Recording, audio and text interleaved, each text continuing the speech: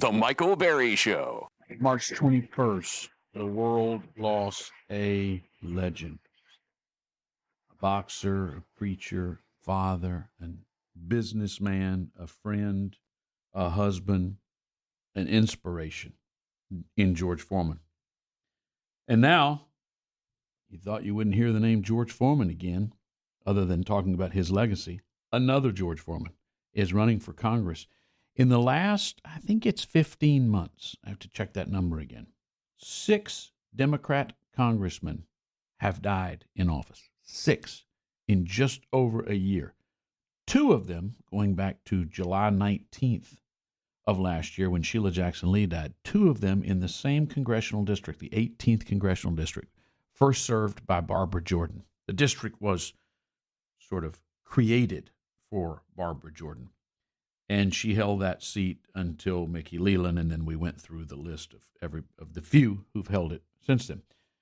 When Sheila Jackson Lee passed July 19th of last year, she was succeeded by Sylvester Turner, who had just finished being the mayor of the city of Houston. And shortly thereafter, he too would pass. So 2 of the 6 in that one congressional seat in less than 1 year. That seat has lost 2 congressmen. There will be an election for the replacement and for the congressman who will serve the 18th congressional district. And George Foreman is running. He is better known, especially by friends and family, by his nickname, which is Big Wheel. Big Wheel, welcome to the program. Good morning, and I'm happy to be here with you. I'm happy to have you, brother. Don't get all formal on me now. It's a great honor. Yes. I'm sorry, go ahead. No, I was just saying it's a great honor. I got to sit in the background while my dad got to be a part of these shows and talk a lot about his love for country, his love for Texas, and now I get to follow in that trend. So big shoes to fill, not just on the congressional side, but big shoes to fill on the family side too. Big shoes for Big Wheel. Let's talk about that big, beautiful family of yours. I'm sure you pulled everybody together and told them, "Hey, I'm running for Congress." How does that go? And did that include your pop, Big George, when he was still alive, which was not so long ago? George has always been a big part of my dreams, setting big goals and big dreams. From a child, he said, "You can be anything you want. You can be president." And as a young kid back in high school, I made a personal goal. I wanted to be the governor of Texas. I even had a chance to meet and learn from the governor firsthand, ask advice, ask perspective. And now here I am, years later, running for Congress. So the path forward is beautiful. George has always been a part of my vision building. And sadly, it was after he passed, I got to make my formal announcement. But these dreams were always a part of our conversation. And a big part of why he said, you got the name George Foreman. If you do something, we all do something. If you go up, we all go up. You go down, we all go down. So he linked us forever. So I had to make clear when I was running for Congress to let all the Georges know we're running for Congress now. So get ready.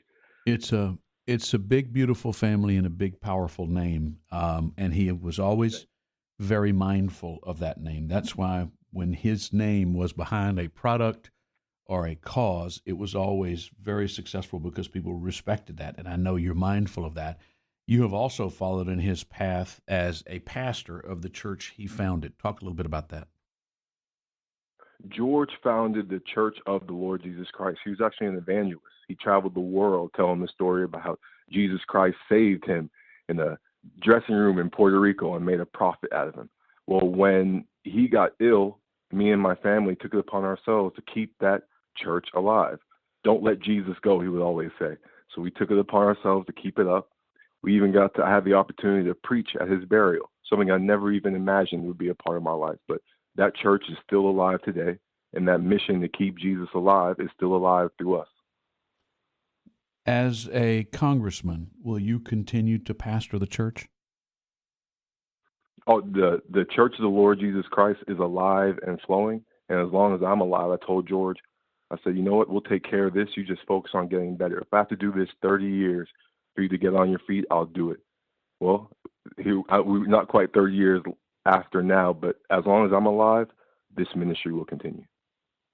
It's an interesting district. I've looked at that district over the years.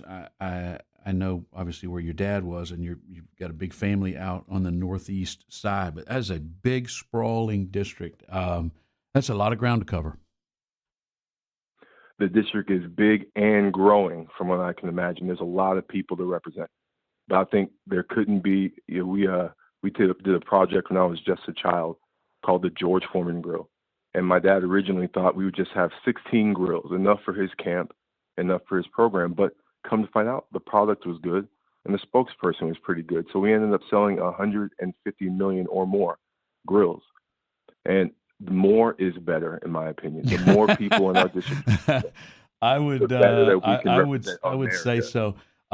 What has been the thing about campaigning for Congress that was different, or it surprised you that you hadn't expected? What I wasn't prepared for was the infighting. Oh, yeah. Friends, family, everyone's got an Yeah. opinion about what the district could and should look like.